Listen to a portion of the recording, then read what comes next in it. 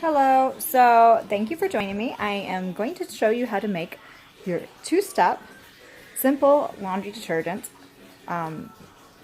soap, like it's a powder.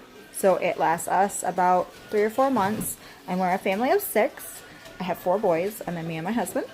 So what you do is, this is really easy. If you're low income, it's very simple. You can get mostly ingredients and food stamps, even some of the boosters. So what we're going to do is we're going to show you a little bit how this is done. You get a cookie sheet. You can even have the sides on it if you like. You fill it full of baking soda. That's right, baking aisle, baking soda. If you want to make a large amount like this and you're only one person, it'll last you a while. Stop. And sorry, my kids. And so we fill up one of these containers full, Tupperware containers. It lasts us about 3 or 4 months. A little bit goes a long way. So one of these scoops, which I'm going to replace. This is going to get washed, and I'm going to get a new one, which I do every month to try to keep the germs out. Stop, please. Stop, please. I don't care. Please stop.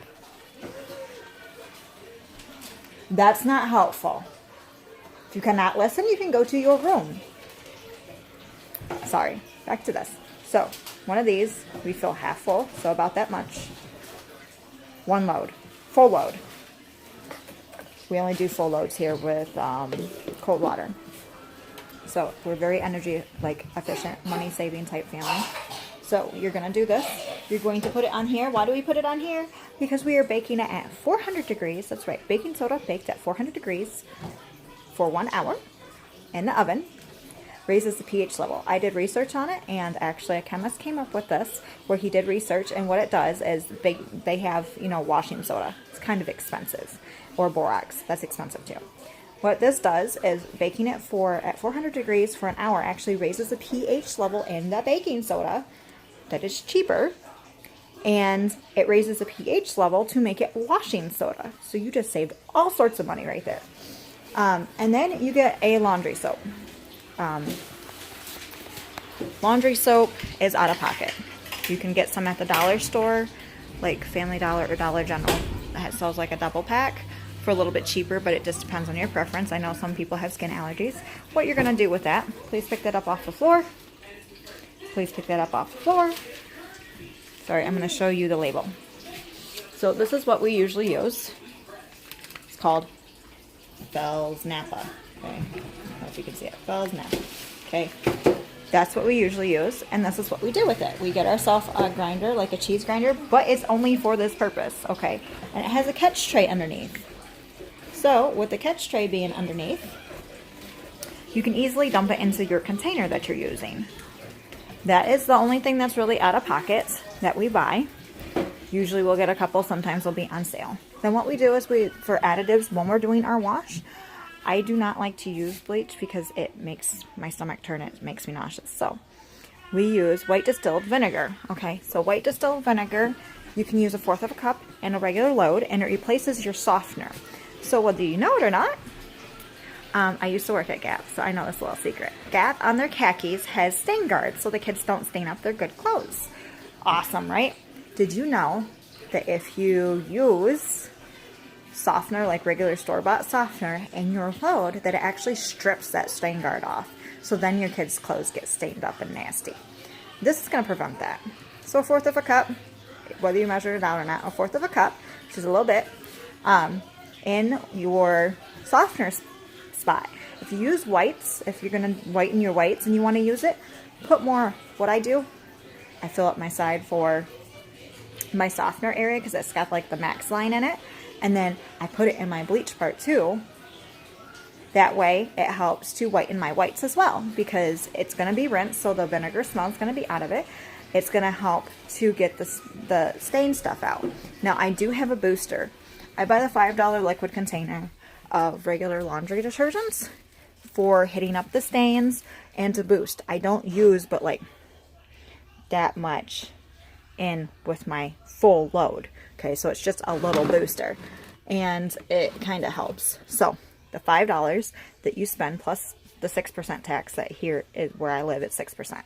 is going to actually be spread out over months. So you're talking about at least 4 or 5 months, okay, that you're going to get out of this, depending on how much you do, because it says it does 70 loads. That's at the amount that they give you in the cap. It does 70 loads. I'm not using it as my main laundry soap, so I actually get more out of it. But this is what I use, okay? It also helps because it's a must fighter or whatever. It's got the Clean Meadows, so it helps to, like, if you got stuff that's musty from sitting in storage, it kind of helps with that, or dogs, kind of helps with that odor. So, that's what I use it for, and those are boosters that I add in the wash, or like stain fighters, you know, stuff like that. You can also use baking soda as a softener because it helps soften stuff. So it's just up to you and your personal preferences and your budget. So that's what we do. And then what you do is you pour it in your little container. Okay. You pour it in there, the baking soda, and then you put the, because I don't like the smell of melted soap, so I don't microwave it because that's kind of stinky. If you do that with Ivory soap, it bubbles up, so that's kind of neat, but then you got that lingering smell, so I don't try to do that. So what he's doing over there, it's getting full, and you're going to pour it in this container, and then you're going to shake it all together, and then put your scooper in, okay? Then you're going to put your scooper in, and it's going to, I know I got crazy here, sorry, it's Friday. I'm a boy mom, so anyway, crazy hair, and then you're going to mix it all together and shake it up, and then you're going to put your container in there, that your little scooper that you're going to use, and you're going to put it in your laundry area or wherever you keep your laundry stuff, and it's good to go. We have cupboards, so we put it up in our cupboard, and that way the kids don't get into it, and it's really easy and simple to use. If you can't remember where you need to fill it up, put a little line with like a permanent marker or something, and you're good. That's what we use. We use a lot of baking soda and vinegar around here to get stuck on stuff out of counters and stuff like that. It's really easy. We use apple cider vinegar, so it's just something that's gonna cut costs for you doing laundry, especially if you're a bigger family, and especially if you have sensitive skin, because my boys all have mild eczema. I have mild eczema. My husband has psoriasis, so this is something that's gentle on the skin. I use it on my newborn stuff, and it's never made him break out. Not anything really that's going to affect him. If you can't do that laundry soap, you're welcome to use whatever booster you want. Some people have a 6-ingredient one that they put the smell crystals and stuff like that in. That stuff's kind of expensive, so I don't do that. I try to keep it very simple, and we try to keep it as natural as possible. So I did sign up for live stream, so eventually I'll be able to do that. It says it takes a little bit of time, but I wanted to share that. That way I can more easily share it with everybody else, and you guys have it to share as well. So thank you for tuning in. This is recorded, but as always, I have Whispering Winds, because we're a grove here. So Whispering Winds through the willows is on spruce.com. You can go there, or you can go to Facebook. We have 2 different groups. We have a closed group for those more exclusive in what we discuss, and then I have one that's open that we do like simple stuff that we share and nature and stuff like that. We have a Spirit